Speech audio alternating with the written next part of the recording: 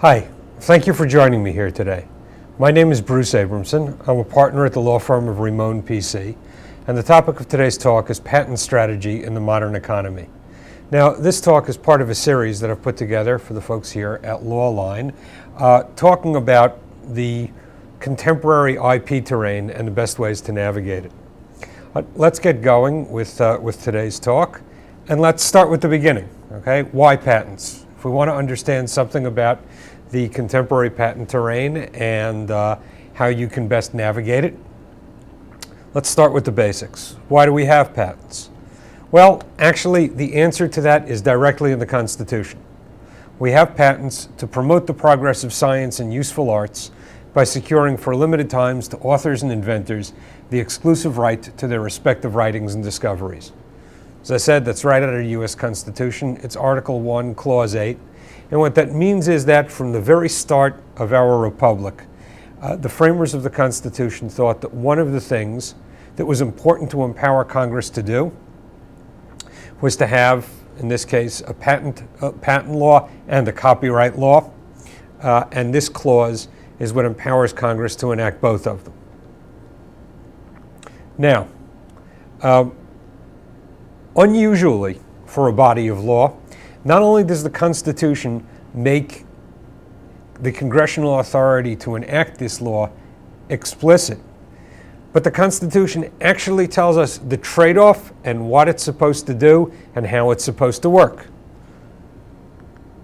to promote the progress of science and useful arts. That's why we have these laws. Okay? How do they act? The patent protects exclusivity. Right? When you have a patent, you have an exclusive right over some body of knowledge, some body of claims that's expressed in that patent. You can, at least in theory, and we'll put a caveat on this, that it doesn't always work anymore, but in theory you can tell anybody else not to practice your patent, or you can collect money from them if they do. Okay, big deal. So a patent says that you have an exclusive. How does that do anything? How does that promote knowledge of science and the useful arts? Well, it does it by motivating disclosure. The basic idea here is that people invent things. They invent things for a lot of different reasons. And for the most part, they keep their inventions to themselves. Why? Because at least until Facebook came around, we kept most things to ourselves. We didn't run around broadcasting every thought that we had.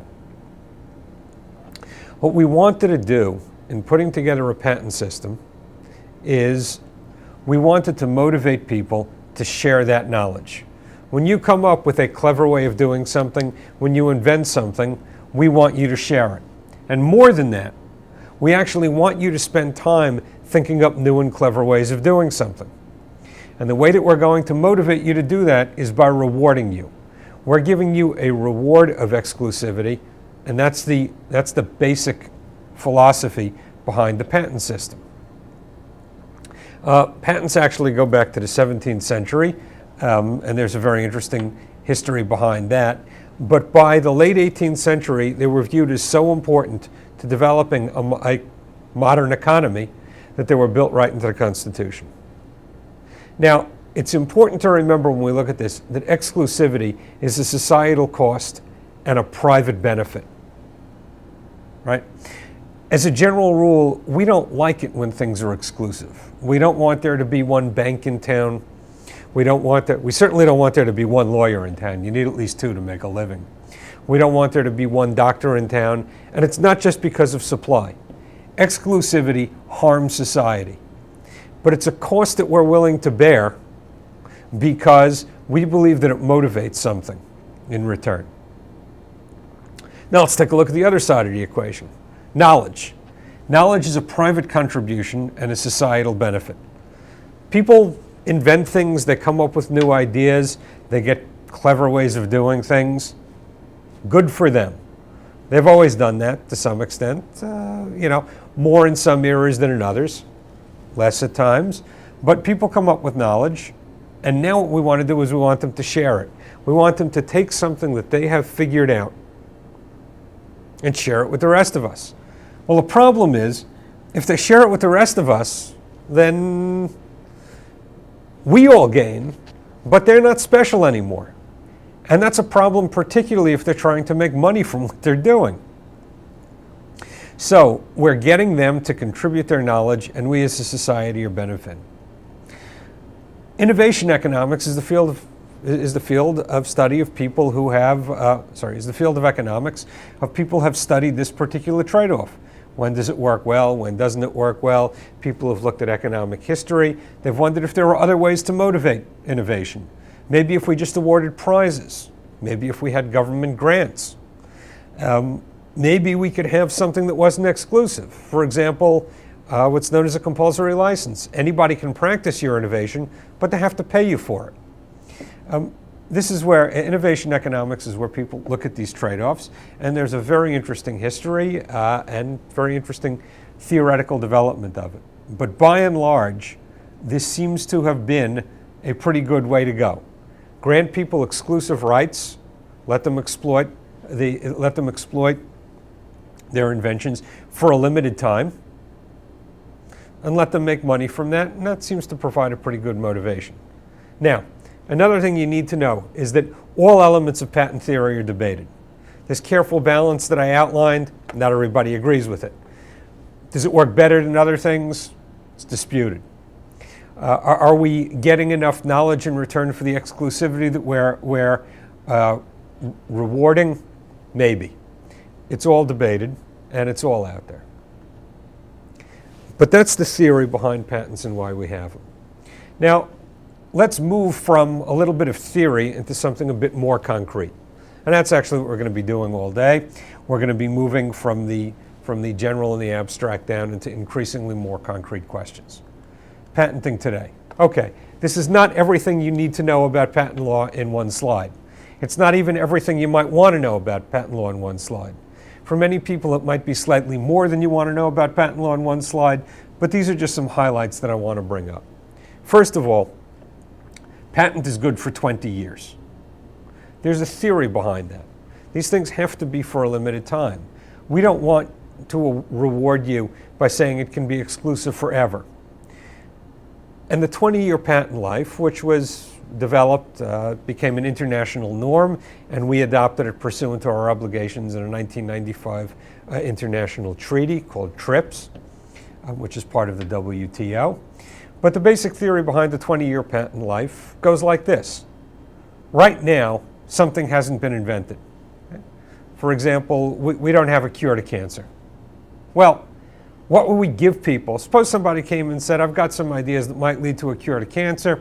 I'm thinking about pursuing it. I don't know, maybe I'll just forget about it and do something else. Well, we'd say, well, we'd like you to find a cure to cancer. And he says, all right, make it worth my while. And we'd say, you know what, go ahead and write your own deal, write your own contract. So he does, and in fact, he cures cancer. And then we're sitting around a couple of years later, and we got a problem, because he is charging obscene amounts for cancer treatment, and all these people are out there dying, and it just doesn't seem fair. Of course, when we look back a couple of hundred years later, what we'll find out is that we came up with a cure for cancer in 2020, and from 2020 to 2040 it was really expensive, and then everybody learned how to do it, and it very quickly made it into common knowledge, and we got this great cure. From the sweep of history, we got a really good deal. We convinced somebody to cure cancer, and we got the benefit for it for the next couple of centuries. Of course, if you were a cancer patient in 2030, that didn't do you too much good, particularly if you couldn't afford it. The 20-year patent life is the compromise that we have. It's a period in which we are willing to overpay precisely because that was necessary to motivate the invention coming forward. And this is an important thing to keep in the background when we look at anything to deal with patenting. Now, a couple of other things. There was a big change in patent law. Many of you may have heard of something called the America Invents Act that was signed into law in September of 2011, and it phased in over the course of the next 18 months. One of the changes that generated a lot of press, not necessarily because it was the most important, but simply because it's the easiest to explain, is that we now have a first-to-file patent system. What does that mean?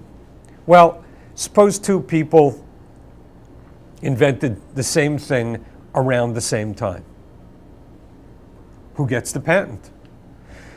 Well, we used to have what was known as a first-to-invent system, which means they can both file for it, they can both claim for it, and then we'll let them fight it out, and we'll look at all sorts of evidence, and eventually we'll make a ruling as to who the first to invent it was. It's complicated, it's costly. Many people felt that that benefited small inventors because most small inventors don't have their own legal department sitting around writing out patents, whereas big companies do. So if I invent something the same day that Apple does, chances are pretty good that they're going to be able to crank out the patent before I can. Well, we changed that. We changed it again to get along with the rest of the world, because every other country that has a patent system has been on a first-to-file system for a long time. So now if two of us invent the same thing at about the same time, who gets the patent? The first one that files to the patent office. Upside is, it's pretty clear. Nobody's going to get involved in a very detailed evidentiary dispute over it. The downside is, it probably favors big guys over small guys. Now what goes into a patent? Well, remember the trade-off that we talked about. You get an exclusivity in exchange for knowledge. Question is, exclusivity over what? Right? Which parts of your invention are exclusive? There's a critical part of a patent called the claims. And the claims section start with the words, I claim. That's how you know you're in there. And then they number the things that you claim. And the claims are what you own. Once your patent has been issued, the claims describe what you own. That's all that's exclusive. That's what you bought. Society paid you with the claims, and you, the inventor, now have exclusive right over those claims. What's the rest of the stuff in a patent, if you've ever looked at one? Well, most of it is a specification. The specification is where you pay for your claims by disclosing knowledge. You describe what people used to do, why you've identified an important problem, how your invention solves something. This is basically where you teach us about your invention. And you pay with the specification, which contains the knowledge, in order to own exclusive rights over the claims.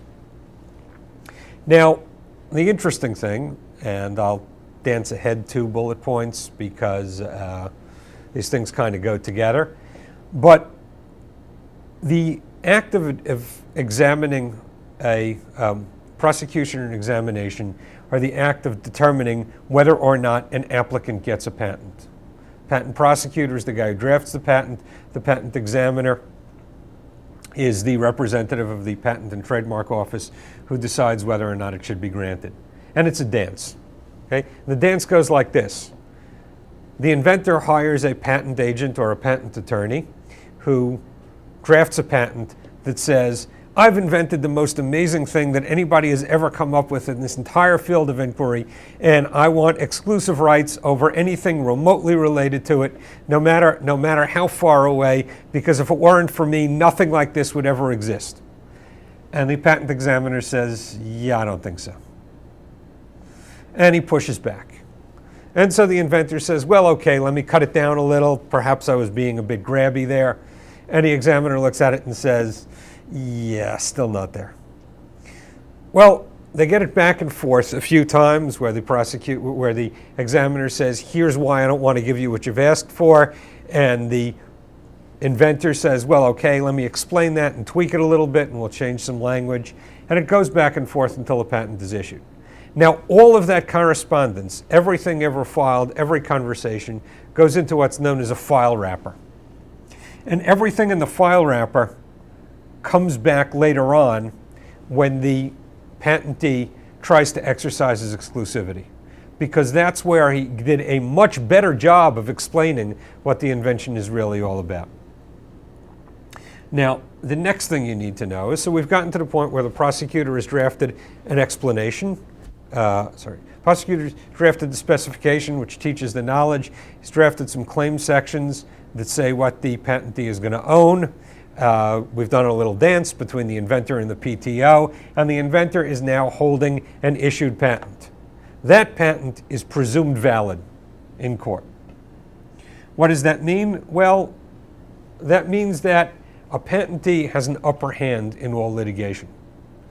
Because if a patentee goes to you and says, hey, I think you're infringing my patent, or hey, I think you should license my patent, you have to prove that they're wrong. You have to prove one of two things. One, you can prove that they never deserved that patent, they shouldn't have gotten it, and therefore it's invalid. That's on you, not on them. They just sit there and say, the patent office gave it to me, therefore I should be able to keep it. You have to start by proving that it's invalid. Or you can prove that even if it is valid, your product doesn't infringe. But the presumption of validity gives patentees a terrific upper hand in all disputes. And it's one of the reasons that patent litigation becomes so expensive. Because anytime anybody accuses you of infringing their patent, you have a pretty strong burden of proof to show that you don't. Now, so what goes into a patent? We've talked about the parts of the patent, but it's actually the contents of the patent that start to get interesting. First of all, and going back to the top right bullet point here, patentability. In order to get a patent, your invention has to belong to a category in which we grant patents. What are those categories? Well, almost everything except abstract ideas. Okay? Chairs, for example, fall into the patentable category. You invent a new type of chair, that's patentable. What doesn't? Mathematics. I came up with a new formula. I discovered a new physical constant, not patentable. Where do these controversies hit the ground? Well, in some interesting things. There are controversies to which you may have tuned in that surround software. Should people be able to get patents on software? Big body of literature on that. There are some reasons to say yes, there are some reasons to say no. The answer is yes, at least until we change it. How about business methods, ways of doing business? For a long time, everybody thought the answer was no. In 1998, we learned that the answer was yes. Now there are a lot of people out there patenting business methods. Again, very controversial. There are people who say it should be prohibited entirely, but that's not the rule. In fact, the rule is that that is a category in which we award patent. And genetics. Big blockbuster Supreme Court ruling this past session in the Myriad case. Should you be able to patent an isolated gene sequence? For 20 years, everybody thought the answer was yes. Now it turns out the answer is no. But you can patent a lot of things around the gene sequence. It's not clear that going forward, that ruling will have a tremendous effect on the biotech industry, but it might. And it's already starting to have some short-term effects because anytime a rule changes, it directs people to play by the new rule in the future, but it throws open everything that's already existed. So we've got these categories of patentability. The last point on this slide says that the invention must be novel and non-obvious. That is, you really have to have given us something. Just because chairs are a category in which we award patents doesn't mean we're going to make it easy to get a chair patent. Chairs have been around for a long, long, long time. And if you want a patent on a chair, you damn well better come up with something that's really creative, that really makes it stand out from all other chairs that have ever existed. And that's how we put a little bit of quality control on the patents. So, that's a lot of material, but this is the framework in which we're working. Patent litigation. Okay? If you're thinking about patents, you're probably thinking about patent litigation. Why? Because a patent is the right to file a lawsuit. We like to dress it up, we like to say lots of nice things about it, but in the final analysis, that's what a patent is. You get an exclusive right, but the only way that you can enforce an exclusive right is by threatening to sue people who violate it. You can't just announce I have an exclusive right and expect people to fall in line. Now, some of you may be jumping up and saying, well, I have patent licenses, or I've given patent licenses and I never threatened to sue anybody. I regret to inform you that if you have a patent license, you have either threatened to sue somebody or you have been threatened by suit. Because a letter that says, hi, I've got a patent that you might want a license, is a very, very friendly way of saying, hi, I've got a patent, and if you use it without taking a license, I'm going to sue you. Patent is a right to file a lawsuit, and a license is a way of avoiding suit. And that's really all there is. Now, of course, if you put some pieces together, you start to get to some problems that people complain about, which is that, well, if I've got a patent which is presumed valid, and I see a product out there that's kind of in the same ballpark, why don't I just go file a lawsuit? Well, you can't just go sue people. You have to have some basis for filing a lawsuit. The problem is, and this is not a problem in patent law, this is a problem in American law, the standards for filing a lawsuit are pretty low. Now, people have been complaining about this in numerous areas for a long time: class action suits, mass torts, securities derivative suits, shareholder suits. Past decade or so, they've been complaining a lot about it in patent suits. And there have been some modest steps taken to raise the level of belief that's necessary to file a suit.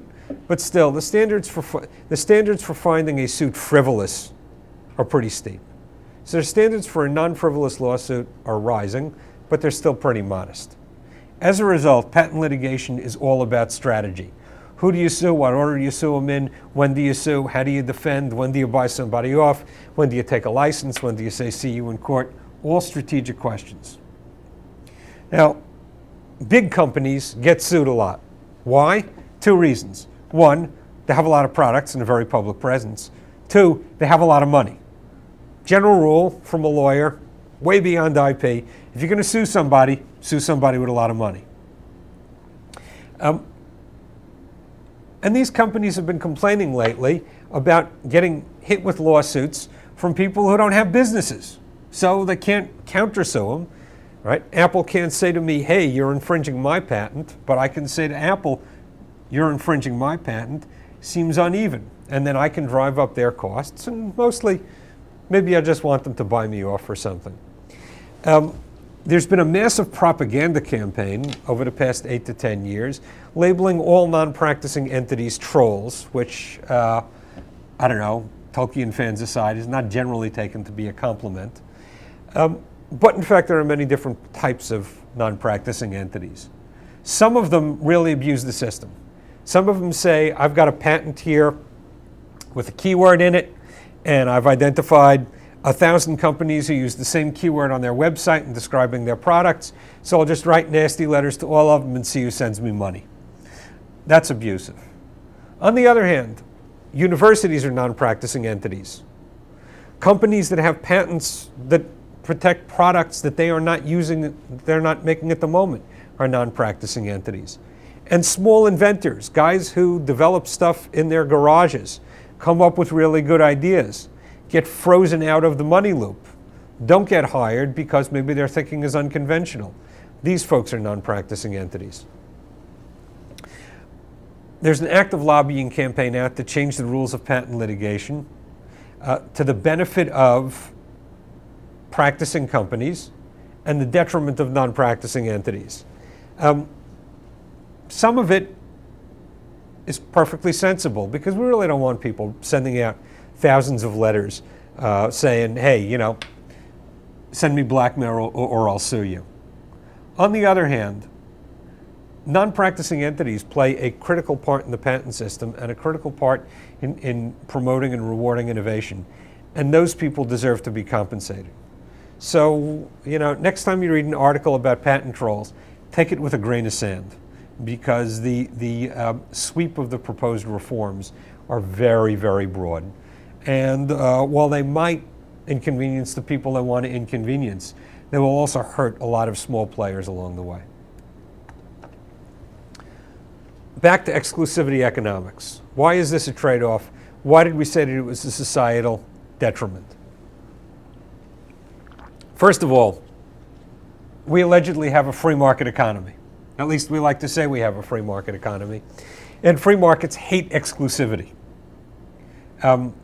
Used to be a system called mercantilism, where if you wanted to sell yarn in England, you had to go to the Crown and say, hi, I would like to be the official yarn seller, and you would get a license, called, by the way, a patent, to be the official yarn seller. That economic system did not work very well. Free markets work much better.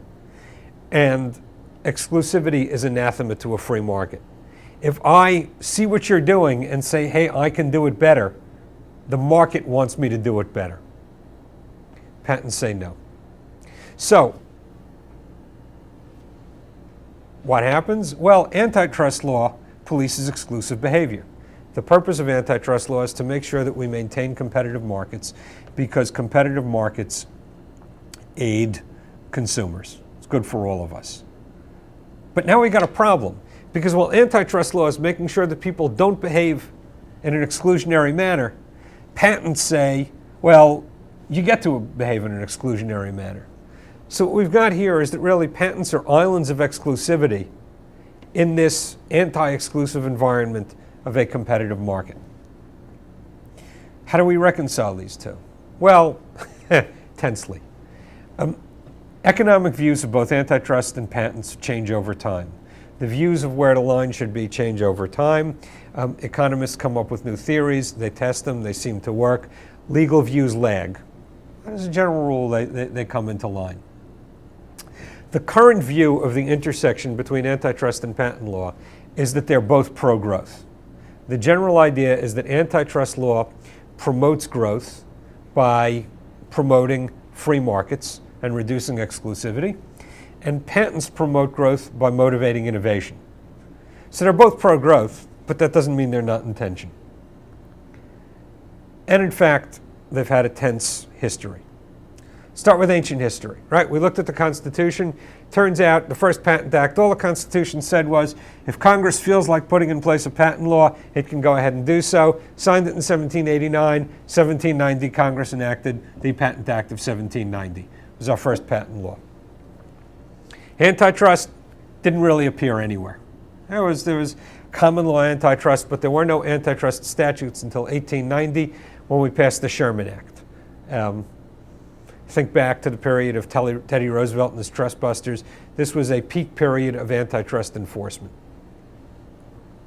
By the middle 20th century, there was a consensus, and let's say from the 1930s through the 1970s.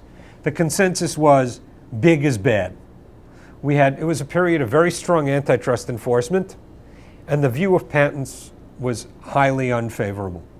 Patentees they were okay, but they were trying to pull something over on the rest of us, and they had to be held on a very short leash, because what we really wanted to do was make sure nobody got big. So there we were for about 40 years with this very happy consensus. And then we hit the 1970s. 1970s were an era of economic malaise. And what I'm about to tell you, by the way, is not well-known economic history. Well, the part about the 1970s not being very good, that's well known. And I will apologize for the purists among you, because the silhouette of Germany is of post-1989 Germany, not West Germany, which was actually the issue in the 1970s. But Jimmy Carter, about whom I have fairly little nice to say, but he did this right. He put his Commerce Secretary in charge of a wide-ranging panel that was given free rein to try to understand what was wrong with the American economy and where our strengths were. And this blue ribbon panel, made up of experts from industry and academia and government, came up with two observations. The first one was Germany and Japan were surpassing the US in rapid commercialization. The products coming out of Germany and Japan were better products. They were higher in quality. They were lower in price. They were just better. Observation number two was that the US still had an innovation. We were still coming up with the best ideas. We were coming up with more of them and faster. Well, That's a problem because it means we were coming up with great ideas and had no idea what to do with them. Japanese and the Germans were coming up with fewer ideas, but they could look at our stuff and turn it into useful products. So what did we do about it? Well, we came up with a couple of solutions.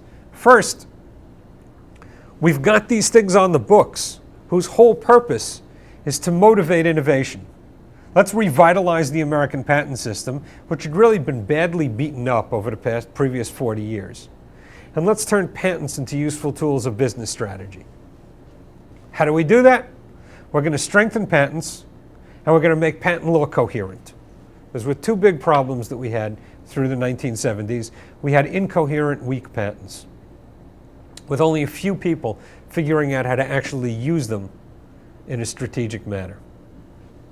Now, this is critical because nobody talks about this period. Okay? If you go back and look at the literature, you look at the press covering the AIA in September 2011, everybody heralded it as the biggest change to patent law since 1952. Well, that's only true in a very, very narrow sense.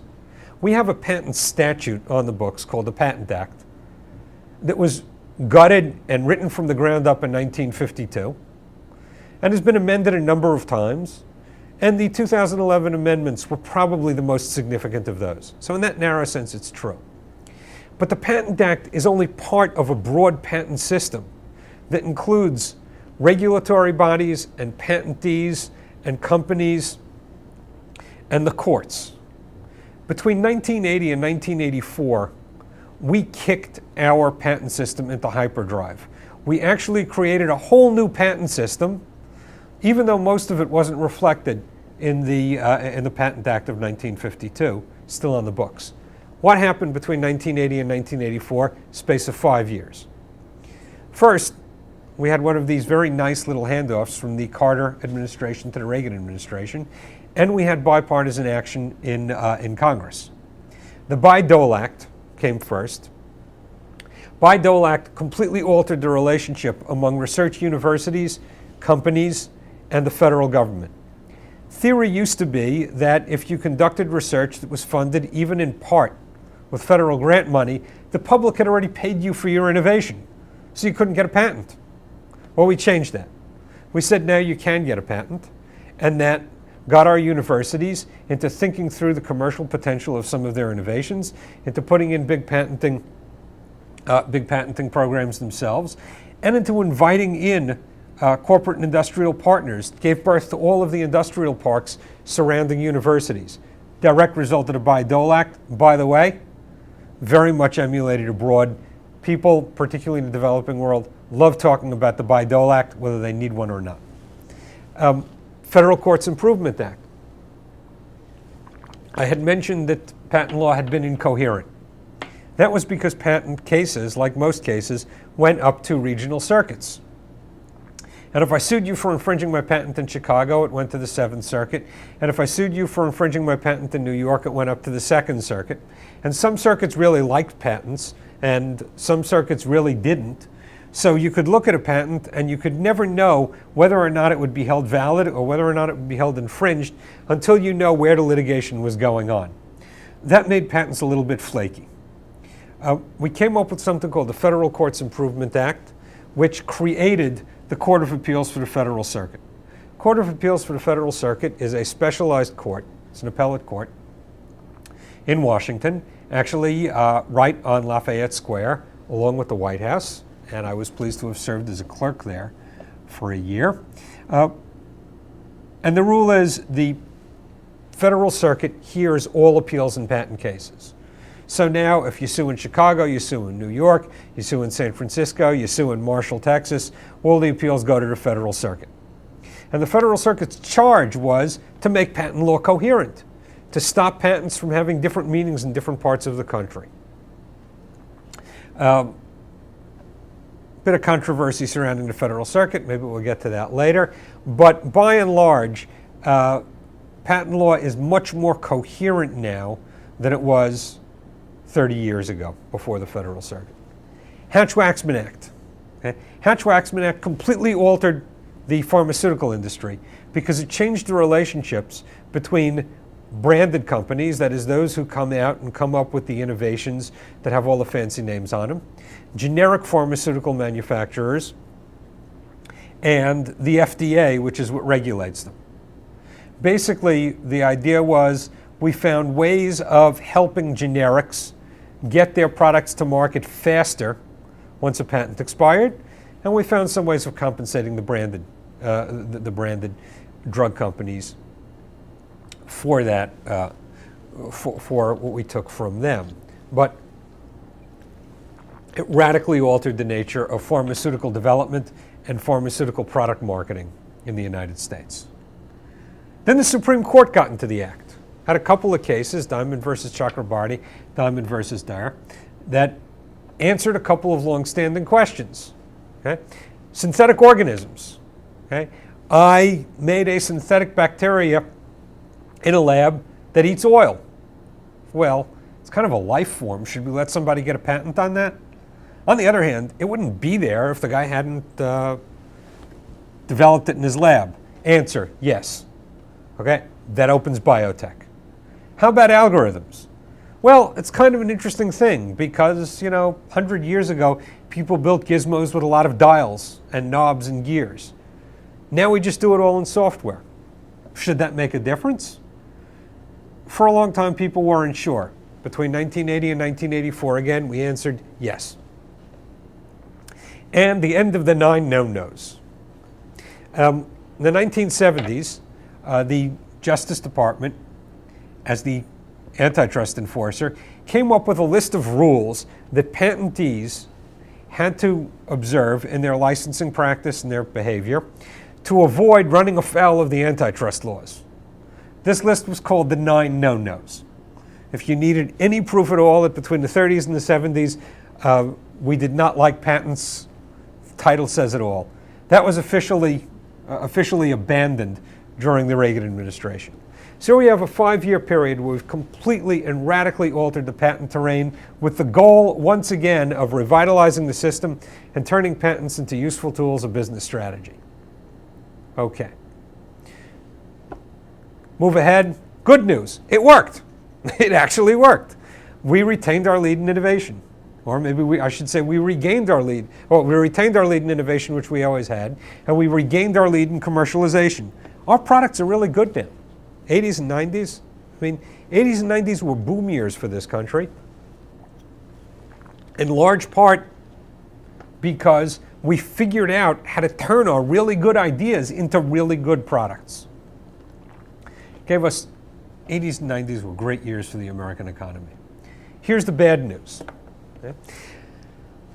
Public policy doesn't quite know how to move itself until somebody really pushes it. Well, the patent system is stuck in strengthen mode. Make the patent system stronger was a fine instruction in 1980 when it was very weak. But unbelievably but predictably, once we turn it on to strong, once we put it in strengthen mode, we actually have to physically turn it back. We have to go and pass a whole bunch of laws that say stop strengthening. We've never done that. And as with anything else, there's got to be an optimal point. Patents can be too strong or they can be too weak. If they're too weak, you want to make them stronger. If they're too strong, you want to make them weaker. But in order to do that, you actually have to pay attention to what's going on. Nobody's paid attention, which is why really for the past decade, we've seen an increasing number of complaints that patents are too strong, and in particular, bad patents are too strong. Next bit of bad news. 1980 to 1984, long time ago. 30 years is long enough for people to find loopholes. People have found ways to game the system, and you have to deal with the consequences. You got a business, you got a patent, you're innovating, you're stuck with the system as it is right now. And this is really why you're all here, because the rest is all prelude. What's it to you? Well, let's see. Basic questions. How can today's inventors, entrepreneurs, innovators, entrants, and incumbents navigate the contemporary strong patent terrain? Patent system is what it is. Deal with it. How? And of course, how should lawyers and strategists counsel such clients? Right? We sit on the outside. It's the companies that actually have to navigate. So let's take a look at the terrain and see where some of the actual problems and issues are. First of all, uniformity. A patent is a patent, and it confers a single set of rights. And it does that whether it's a software patent or a pharmaceutical patent or a biotech patent. What does that mean? That means that we have decided to motivate innovation by awarding a uniform set of rights to people in different industries without looking at the structure of those industries, the capital needs to move ahead with your innovation, the R&D patterns, the ability to divert your result if you're not the first one to invent, the relationship between an innovation and a product, that is, a pill is pretty simple. It may have taken a long time to get the formulation, but a pill contains an active ingredient and a couple of inactive ingredients. Not a big deal to knock off if you know how to knock off pills. One patent, one product. Electronics contain millions of innovations. They're very hard to get at. We don't care. Same reward. Big problem. And one, by the way, that we're no longer allowed to address because that treaty that I mentioned, TRIPS, which we signed in 1995, promised that we wouldn't discriminate among different areas. Next was the presumption of validity that we talked about. Presumption of validity authorizes patentees to reduce, restrain, and contest all products in or near the patent's claimed sphere of exclusivity. This is a problem if people use this right irresponsibly. Right? We actually want to motivate patentees by rewarding them for the thing that they actually invented. Not so much for stuff that's kind of like, maybe if you look at it funny, a little bit like what they sort of invented. And yet, because they've got this valid federal license, they can go out and file lawsuits no matter how close it is, as long as they can come up with a reasonable case. Sometimes they do, sometimes not so much. Tremendous variance in tools and training among prosecutors and examiners. Here's an amazing thing. The patent office actually doesn't particularly like lawyers, likes engineers, and it likes scientists. If you want to become a registered patent agent, you want to go work for the PTO, you want to become a registered patent attorney, you have to go and show them that you've got a basic scientific or technical background. And if you have an appropriate scientific or technical background, it's very easy to apply to take the exam, and then you take the patent bar, and you get to be an examiner or a prosecutor. If you don't have that training, it's very, very hard to navigate the application process. Well, the PTO has a list of fields of endeavor that they consider to be suitable. If you're an electrical engineer, you're good. If you're a physicist, you're good. What don't they like? Well, they explicitly say, we won't count training in economics, finance, or mathematics, and computer science, which is my own background, gets an asterisk. Sometimes yes, sometimes no. Not surprisingly, the biggest complaints that you hear about patent quality deal with patents whose underlying basis is economics, finance, business methods, and software. Coincidence? I don't know. Maybe it's time they update their application process, but this is the way that it is. And here's another thing you need to know. There are always legislative proposals. Congress is always proposing things. Lobbyists are out there trying to get the patent law changed to work to their benefit. Software companies want it going one way. Pharmaceutical companies want it going another way. Big guys want it going a third way. Small guys want it going a fourth way. There are always legislative proposals. Most of them represent tinkering at the edges.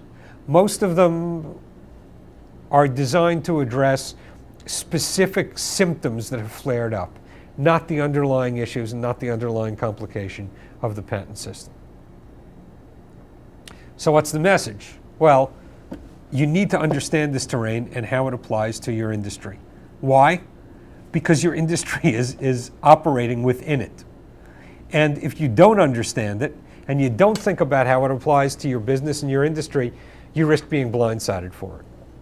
So what can you do? Well, the first one is get used to it. Maybe you think it's a great system. Maybe you think it's a terrible system. Maybe you want to go sue people. Maybe you think that the guys who sue people are horrible. Doesn't matter. Nobody cares. Make it work for you. Let's take a look at who's out there now trying to make it work for them, the players. Well, the first one are big incumbents. Big companies have big patent portfolios. IBM, Microsoft, Apple, any of the big pharmaceutical companies, the big oil companies. Big companies have big portfolios. They have a lot of inventions, period. What do they do with those portfolios? Well, they do two things. The first thing is they shape a relationship with their direct competitors. That is, they use those patents to help shape their entire industry. And the second thing they do is they police entrants. How do they deal with their direct competitors? Well, cross-licensing. Okay? IBM calls up Microsoft and says, you can use everything in my patent portfolio if I can use everything in your patent portfolio. I actually don't know whether IBM and Microsoft cross-license, but cross-licensing is common. It's particularly common, by the way, in places like Japan and Korea, where there's a much stronger history of cartelization. But you share each other's portfolios. You litigate. They sue each other. You may have tuned into a little spat going on between Apple and Samsung, all about patents. They're fighting with each other to see who should get the upper hand in the sale of smartphones. Well, they negotiate. That goes into any of this. They join standard-setting organizations. Right? If you have a USB cable, that came out of a standard-setting organization. But a bunch of people had patents relevant to it. They all got together, they participated in the standard-setting organization, and frequently standard-setting organizations have what's known as a RAND rule or a FRAND rule, which stands for reasonable and non-discriminatory licensing terms, sometimes fair and reasonable, but there's no difference between them. And what that says is, once we've incorporated our patent into the standard, anybody who wants to practice the standard gets a license on fair and reasonable terms. And of course, these groups join trade organizations. These are all ways that big players navigate their, manage their portfolios. They also use it to police entrants, because one thing about big players in any industry, they don't like the new guys in town. They just don't like them, and they'd like to keep them out. And so they use patents sometimes to establish barriers to entry, to leverage their ways into adjacent markets. I'm a big player over here. There's this little market over here I'd like. Let me see if I can worm my way into it, because once again, it's close to what my patents cover and it's close to where I am now. Or they practice defensive litigation. That is, if you file a lawsuit against any major company and say, hey, you're infringing my patent, they don't spend their time looking at it and saying, wow, this guy's got a really good point, whereas the guy who sued us yesterday, what's he talking about? No, they simply say, you know what? We don't like getting sued.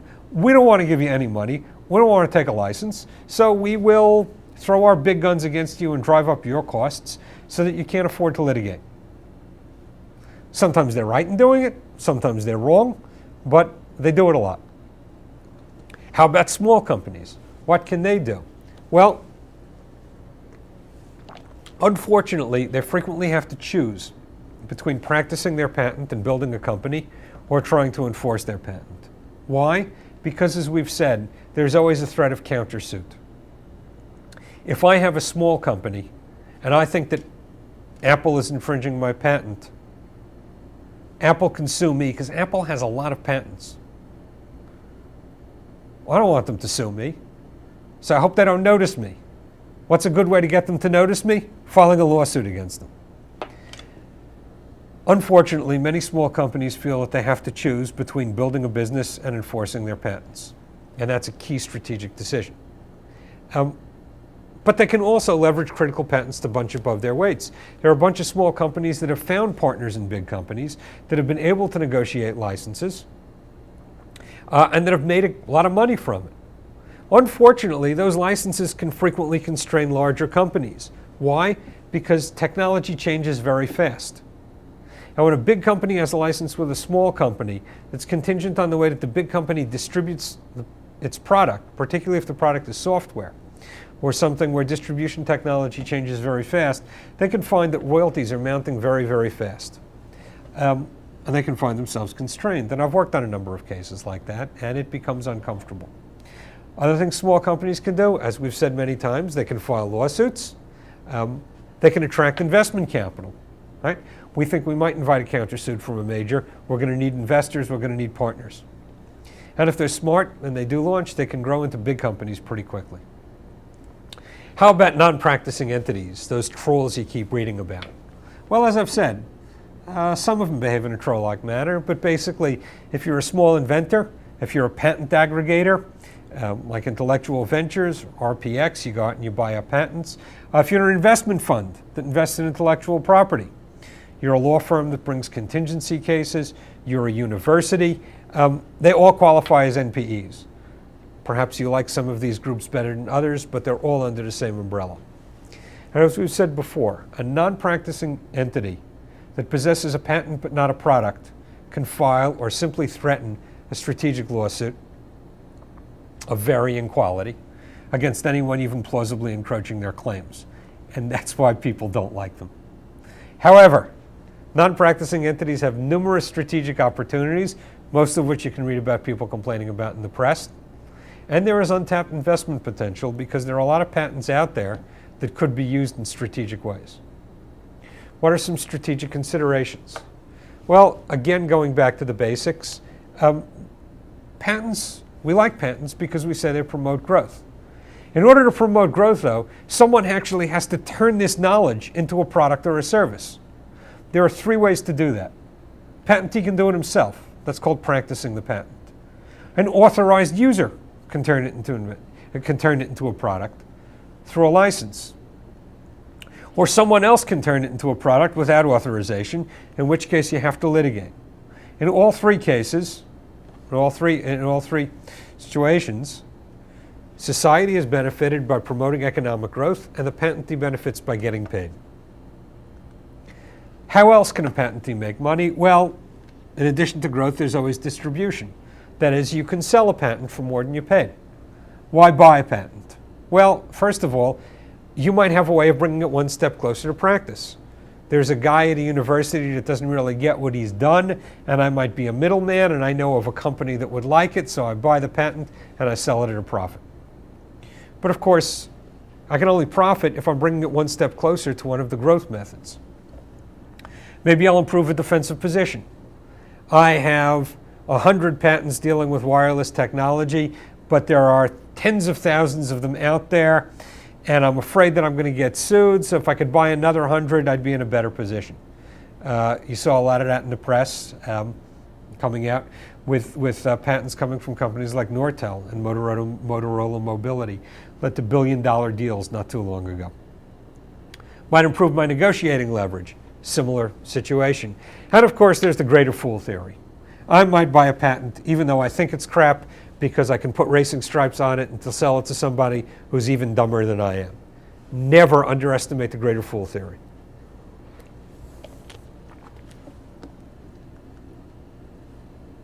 What do I do when I'm thinking about buying a patent? Well, I have to go through a stage that's known as due diligence. I really have to study it.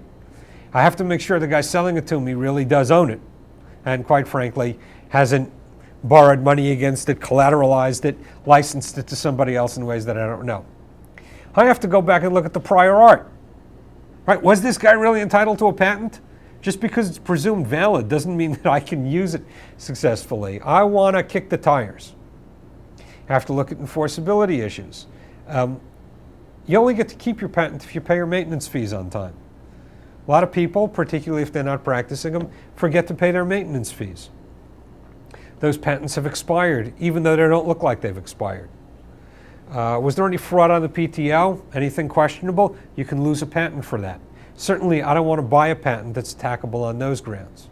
And of course, I have to go through the entire prosecution history, or file wrapper, which was the conversation between the prosecutor and the examiner.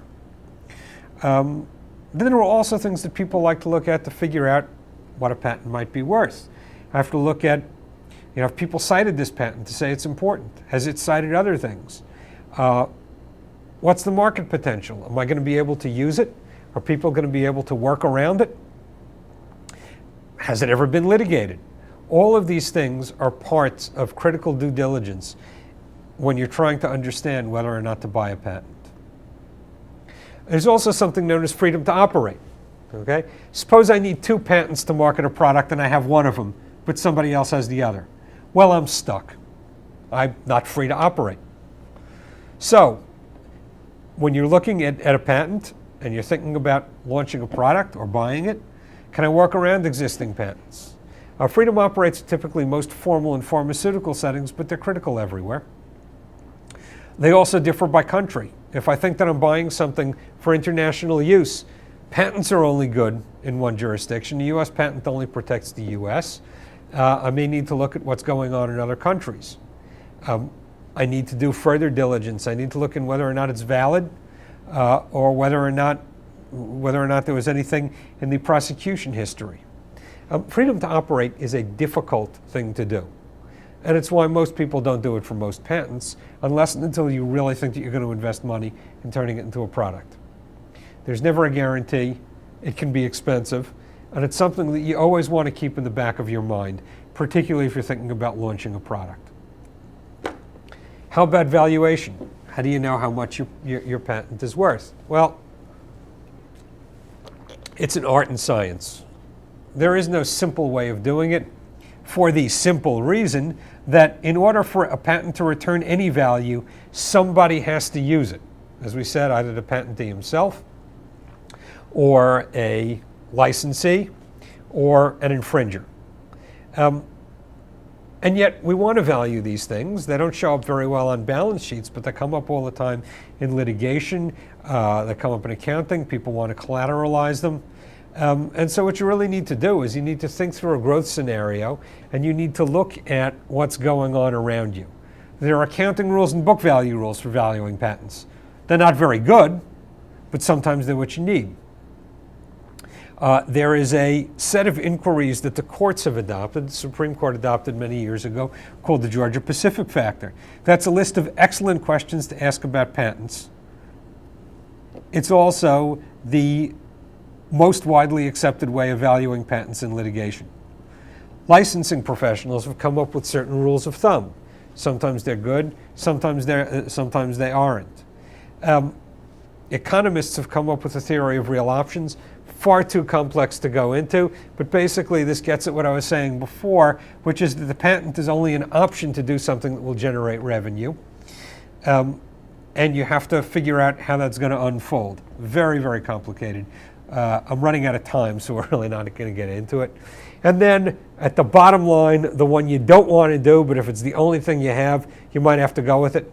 How much did you spend getting a patent? Patent valuation is a question people like to ask, although it's not quite clear that they really want to know the answer.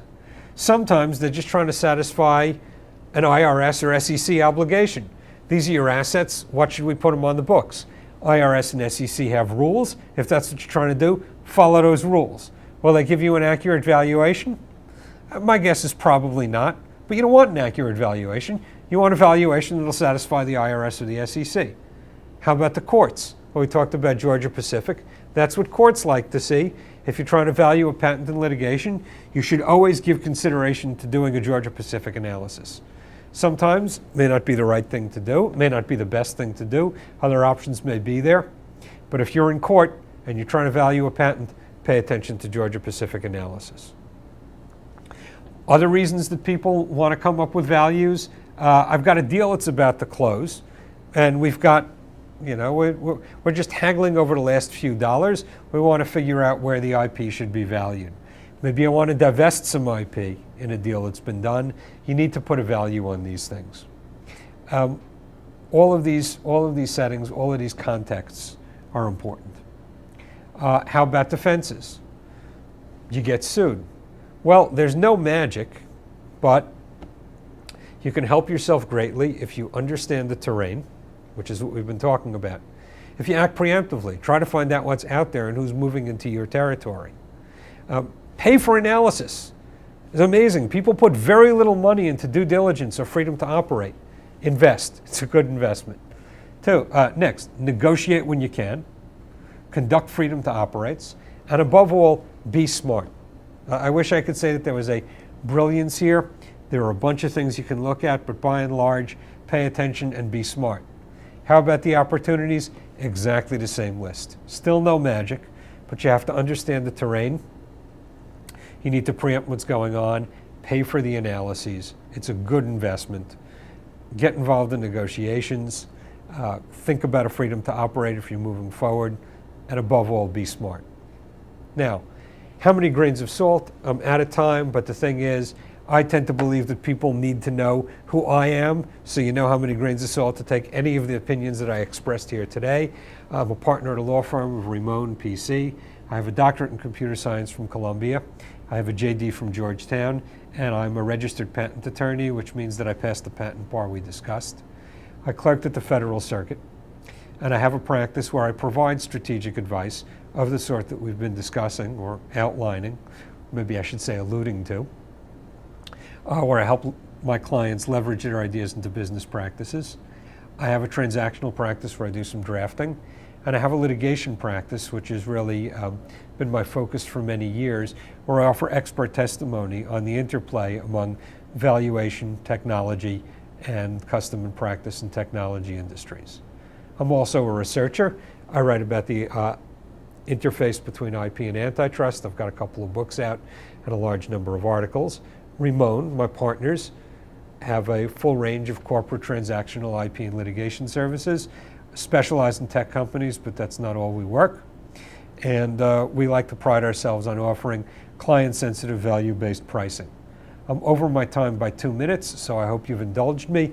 If you have any questions, here's my contact information. I'm going to say thank you very much.